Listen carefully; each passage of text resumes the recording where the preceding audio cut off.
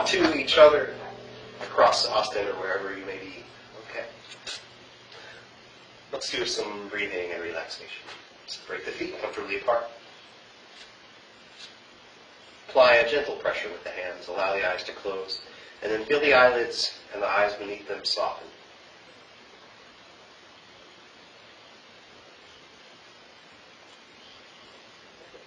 Start by giving all your attention to your breath, the feeling of the breath, where it is in the body,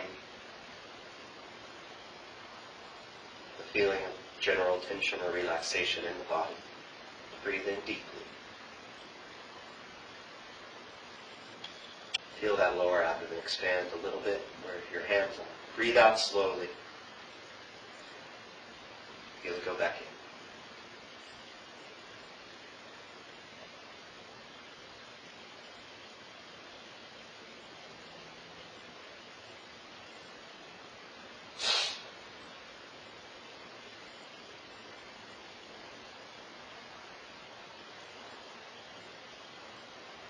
As you begin to feel the body relax in response to the breath,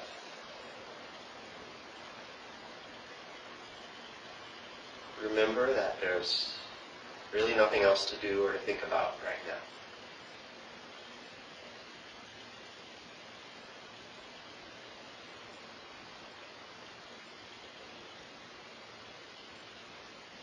Just breathe and relax.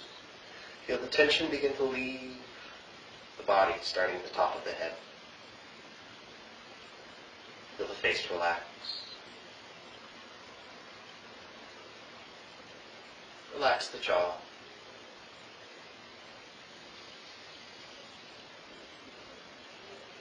Feel the throat and the back of the neck relax.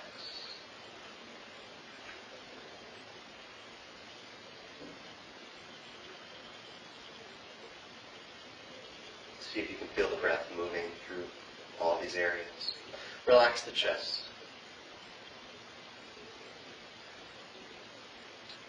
Relax the upper back, the shoulders.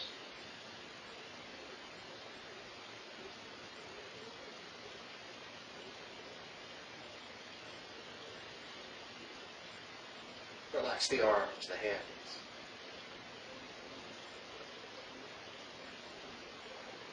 Feel the chest relax. The stomach, the lower back relaxes.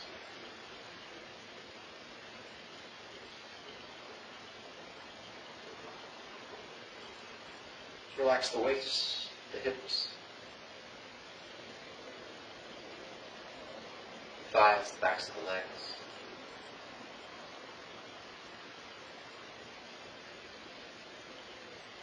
Allow your knees to soften.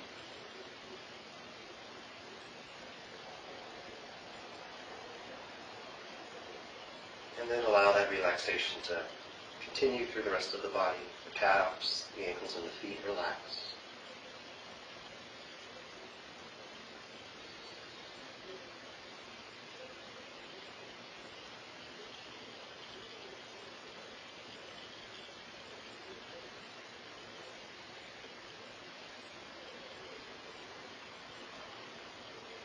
And release. Lower the hands. Open the eyes. Separate the feet shoulder width. We'll do our embracing horse together. We'll go just about 5 minutes. So let's begin.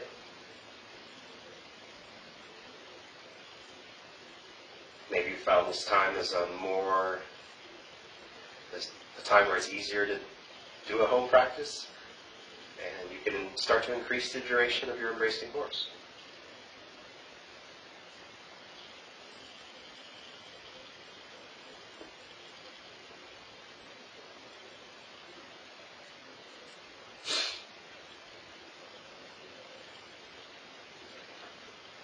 If you're looking for testing for black sash sometime soon, you might expect, 20 minutes plus embracing horse. So I wouldn't recommend you go straight to that or do that every day.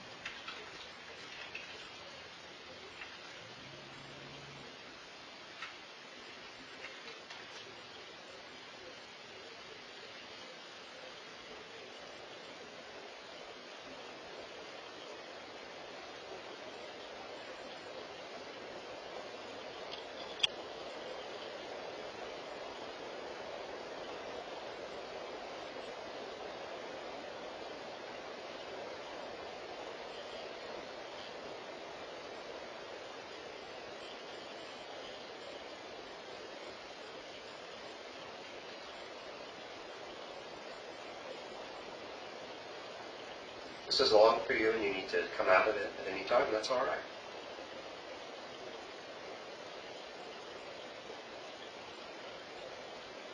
But if it seems long without trying, go ahead and give it a try and see what it feels like.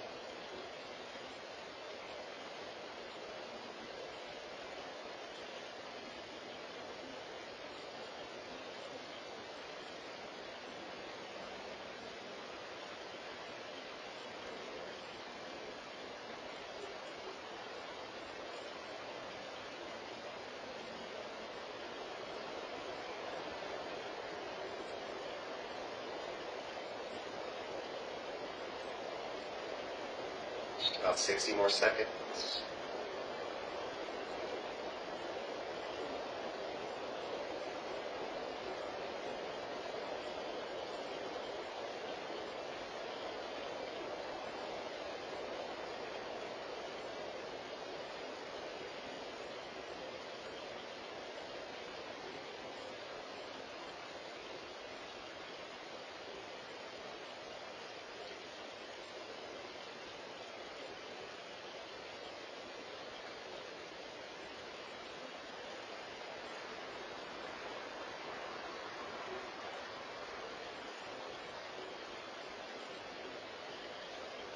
Release. Straighten the legs, lower the hands, circle the arms up, breathe in. Push palms down, breathe out.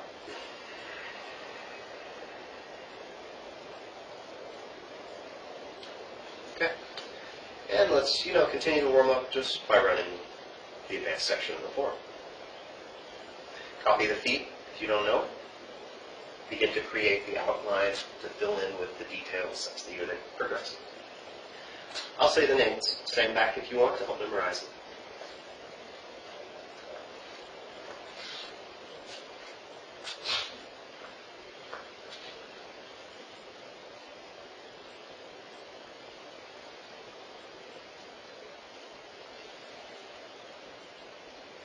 Embrace tiger, return to mountain.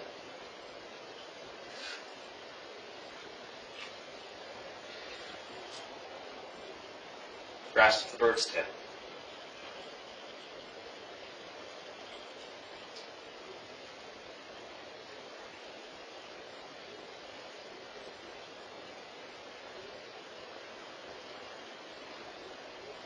Diagonal single whip.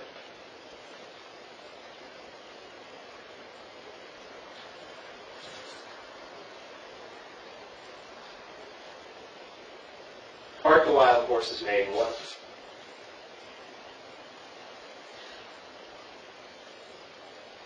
Part the wild horse's mane 2.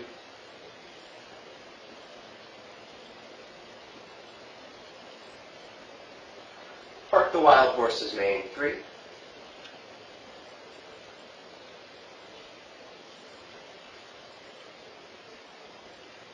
Grasp the bird's tail.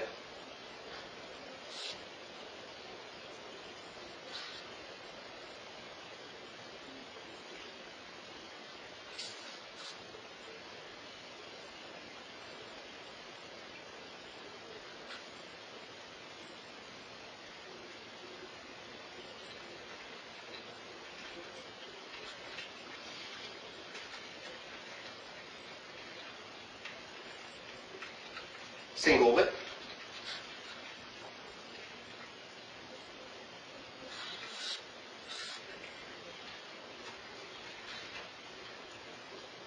Four corners. We covered the first one last class. We'll continue probably through all 4 of this class. Fair Lady Work Shuttles 2.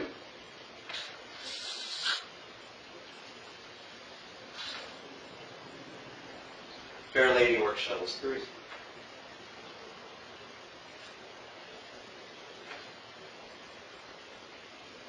Fair Lady Work Shuttles 4.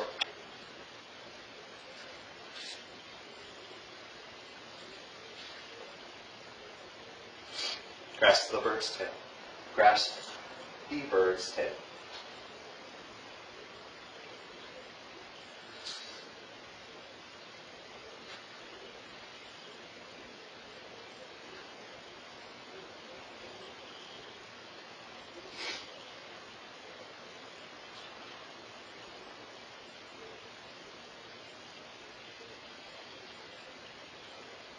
Single whip.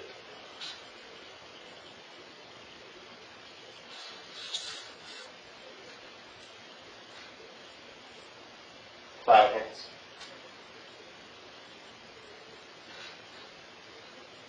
Cloud hands 1.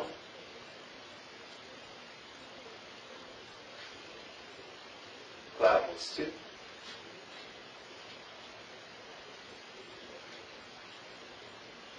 Cloud hands 3.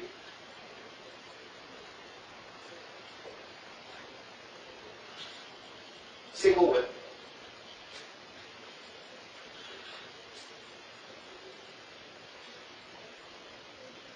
Snake creep step.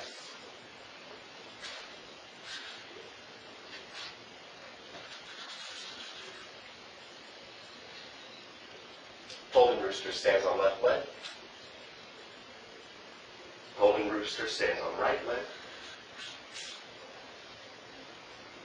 Repulse monkeys 1. Repulse monkeys 2. Repulse monkeys 3.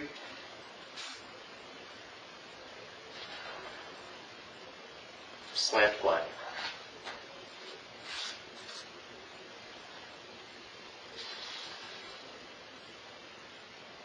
Lift hands.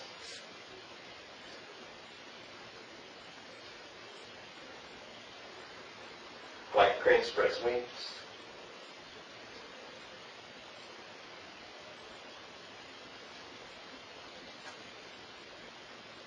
Brush knee push.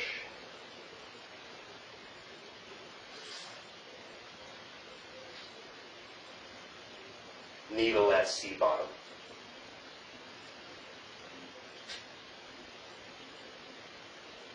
Hands are back. Turn around, white snake spits its tongue.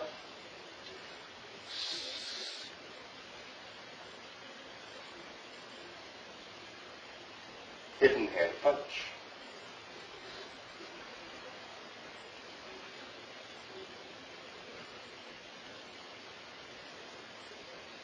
Grasp the bird's tail.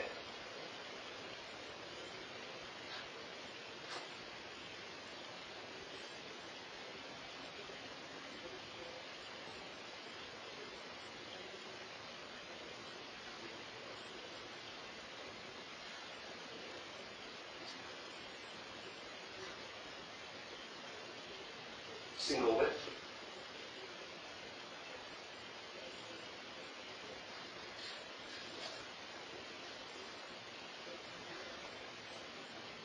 Cloud hands. Second time in this section, third time overall in the form. Cloud hands 1. Cloud, early. Cloud hands 2.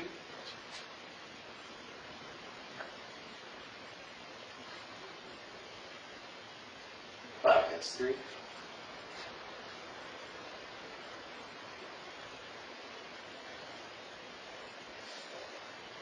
Single whip.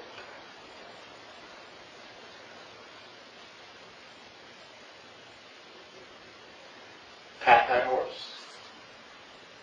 Watch out for the urge to do snake creeps down or go to the middle section. Piercing palm. Turn body cross forward kick.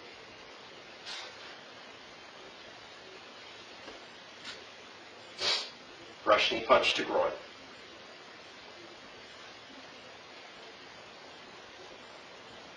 Grasp the bird's tail.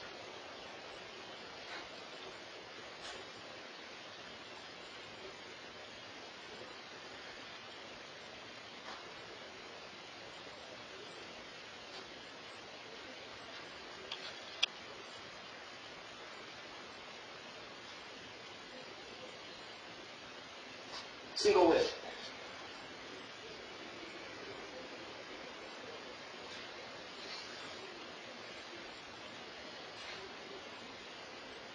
Snake creeps down.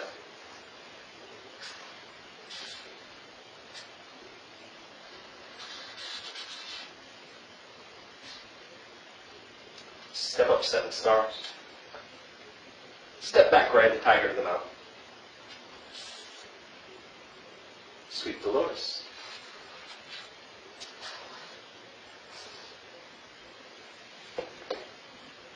Hinge, bow, shoot, tiger.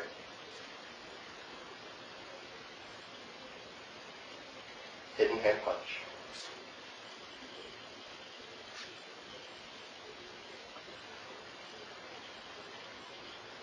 Withdraw, push.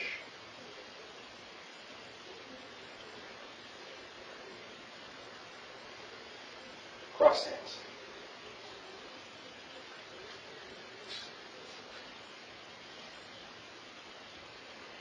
Feet together.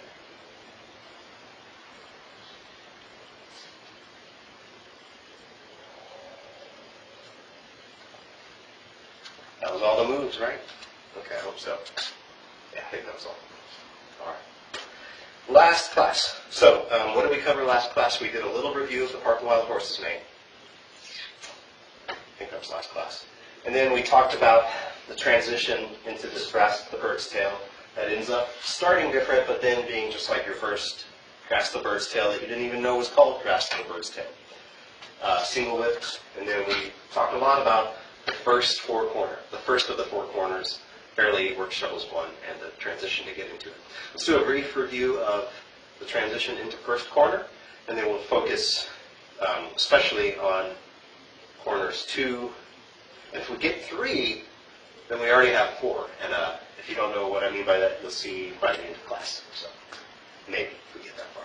So let's review the first corner. Fairly work shuttles 1, beginning position is single whip. Single whip, pardon me. And shift back. Let the hands come down to kind of waist level, turn to the right. Left hand turns, or left toes turn into the front. Shift to the left, turn to the left, and drape the right hand over the left. And it's not extreme. My shoulders are pretty much facing the mirror in the room, which is, I guess, the wall to the left of your screen if it's on the wall. Turn to the right. Keep your weight on the left. Pivot the right toes out. And at first, this might seem like it needs extreme flexibility. If you can get the body to sink and turn in the right way, it's actually not as bad as it seems, but my toes are turned out a lot, so past the opposite wall. Shift to the right, release the left heel.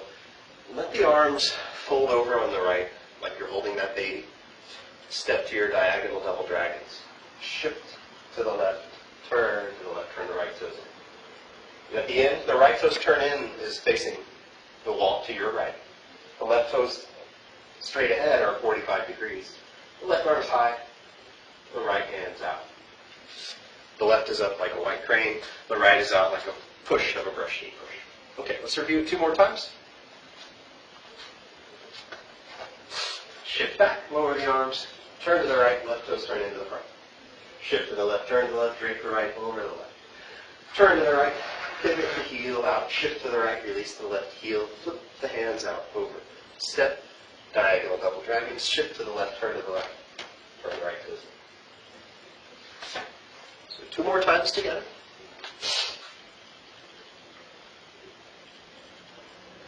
Begin. 4 corners.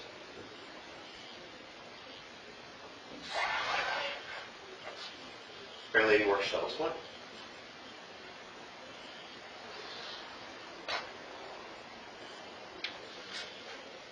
One more time. Begin.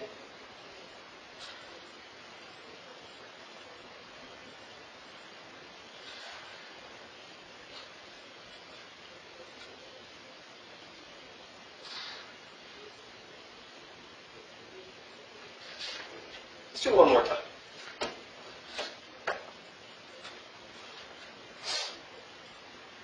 Begin.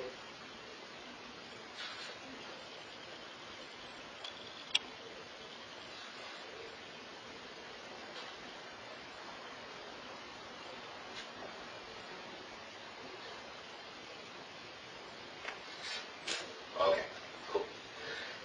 If you have questions about the first one that didn't come up last class, send us the question and we will answer it in the next class. You don't even have to use your name if you don't want. We'll say there was an anonymous question. Okay, so let's get from corner 1 to corner 2. Now, I don't know how your mind works spatially, how you remember things, but if you're picturing the room from above, with this being the front of the room, right here, the first corner is going to go that way. We just experienced it go up and to the right in our diagram here. So here's our diagram. This is the front, this is the back. Here's the left wall, here's the right. So the first corner was up here. You could think northeast if you had like a compass here.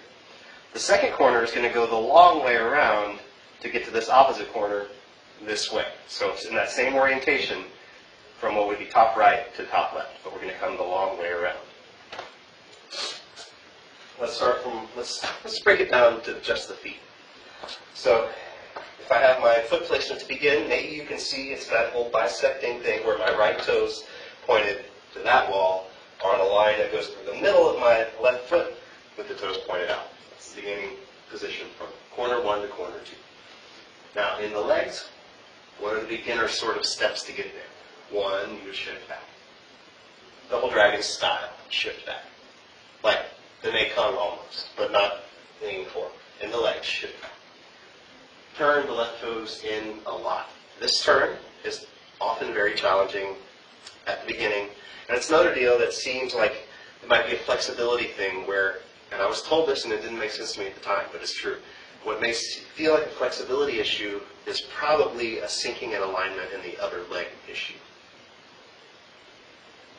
I know, it's hard for me to show you across the internet, I'm sorry.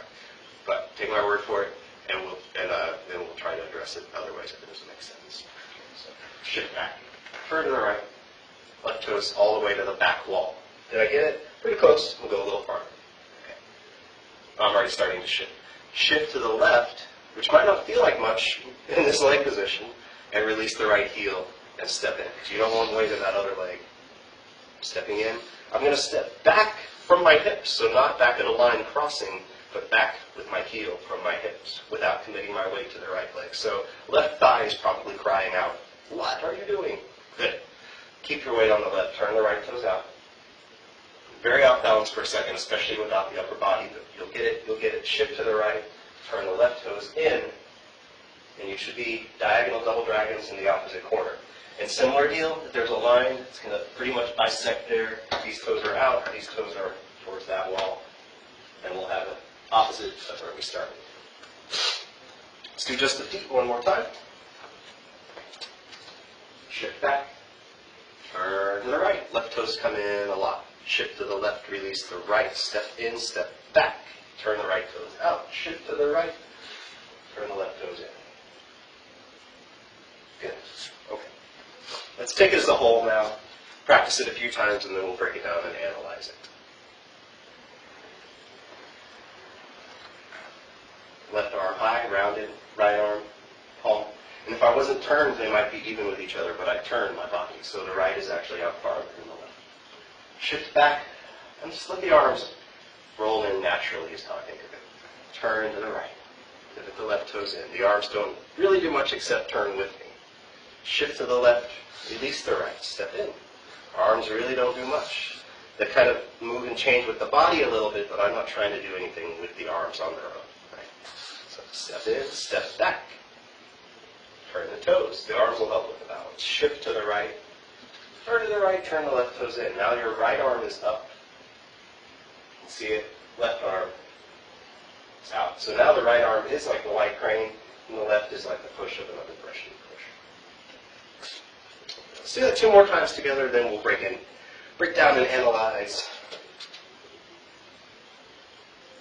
For the next couple times, do your best to just sync up with me without overthinking it. Just for a second.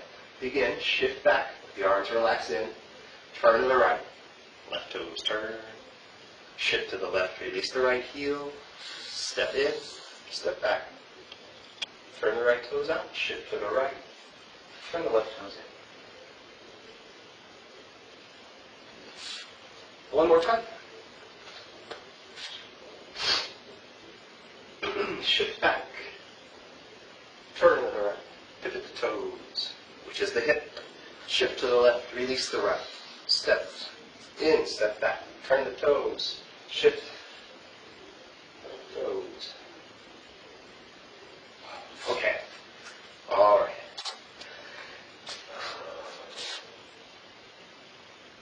would say the two main challenges that I witness in myself and in others in learning this is, yeah, it's that foot turn in feels too much, feels wrong. And then when do the arms change? I felt like the arms should have changed, and then mine are in the wrong place. Okay, so we talked about the feet already. If I shift, it's tough. If I don't shift enough and start to turn, then I still have weight in the foot that's turning, and it doesn't work. If I shift all the way off and then start to turn, it becomes a flexibility and a disconnecting kind of thing. So I have to feel substantial in the right before I turn, but not disconnected completely in the left. So this is just addressing the first issue of how to get the toe to turn in. There may be flexibility issues too, so it's not always that simple, but it may not be what you think it is. So let's try it. So you'll shift back, feel like that double dragon's balance of weight shifted to the back and not the front. Turn. And just see how far you can get, and then look down and see what you got. Okay, not quite. Turn a little farther. Check it out. Okay, good. That's good enough.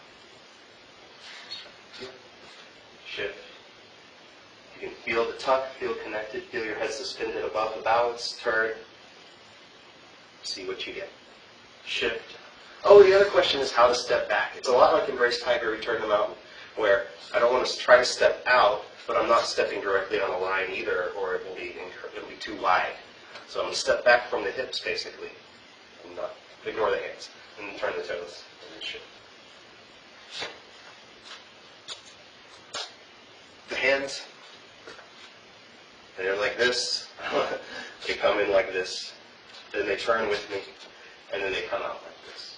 The rotation in the arms, usually what happens is you copy it at first. You say, when is the hand turning? And you turn the hand. Look for ways to get that begin to look for ways to find that rotation connecting to the body's shifting and turning. So when you shift back,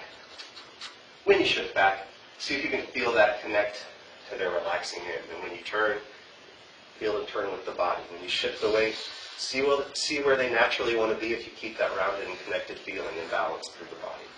And then when you go into the move, when you're doing the move itself, which is like a block and a strike, see if you can get that turn, that rotation, to happen somewhere besides the arms. How do you do that? Just don't do it with your arms. See where else you can feel it happen. Which is really what you have to do. Which might sound like a frustrating answer to you. The only thing else I can think of is to show you from a few other angles. So I'll do that finished position and then fluidly. So you can try to copy, it'll be the wrong angle for you. You might just watch to sort of take it in. So if I rotate and you see it from the side rather than at an angle away from you, this is the end of Fair Lady Work Shuttles 1. And I remember seeing it from the side. It was very different than what I thought it was. So this sort of subtracts out the variable, or doesn't subtract out, but removes the variable of the angle. And this is just double dragons as you've seen it, you know, in different position. And then, again, I'm going to come around to this angle, but then here it is again. How can you get here from your Tai Chi, from what you already know about Tai Chi alignment? The shoulder and elbow are lowered. The shoulder and elbow are lowered. The waist is turned. If I didn't turn the waist, they would come closer to each other, but the waist is turned. And here it is, you know, compared to backward single whip. Cool. Compared to different moves. What else? I'll show you the 180. So I'll come from this corner around to that corner so you can see what you missed. I don't know if it's anything new, but we'll try. So here it was reversed from corner 1, corner 2.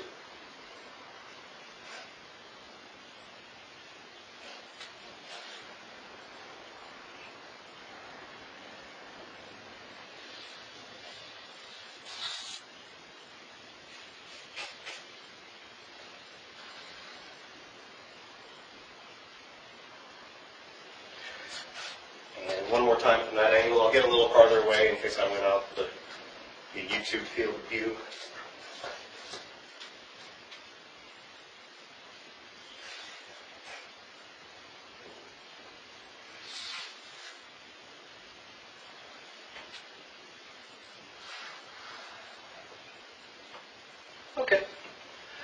So if there's anything you couldn't see, some little detail, sometimes it's hard for me to remember what all the questions would be without you here. So let us know if you have a question, or if you didn't and you just want to let us know you were watching. It helps us to know who's tuning in. So, okay, I think we're gonna, let's do this. Let's go from cross hands through the second corner one more time. Yeah. And just think of this as just practicing together. This isn't like a test at the end of class or anything. So take what you've learned, let it express through your body. Breathe, practice with me.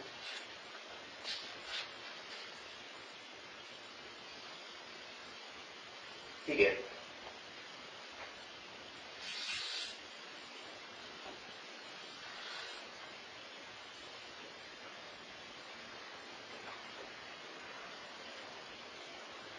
You might pick a focus on substantial and insubstantial as you move. If you're not working on anything else, or if you're not working on anything else.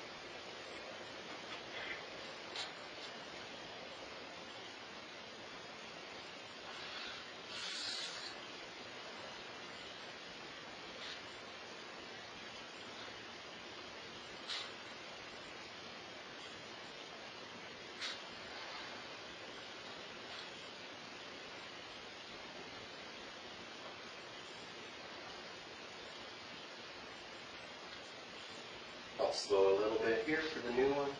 Just give it your best try.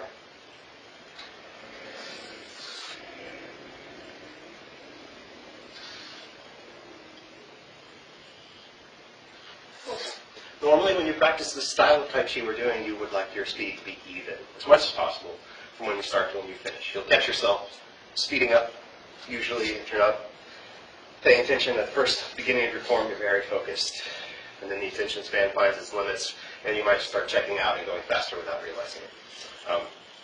I went slower at the end, which isn't great either, with an emphasis on letting you sort of work through the details of the new move.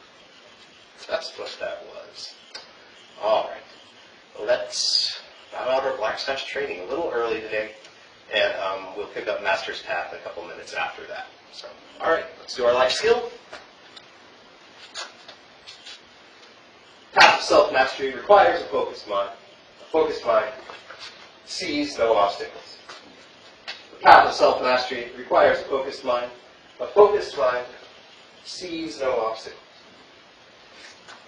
The path of self-mastery requires a focused mind. A focused mind sees no obstacles.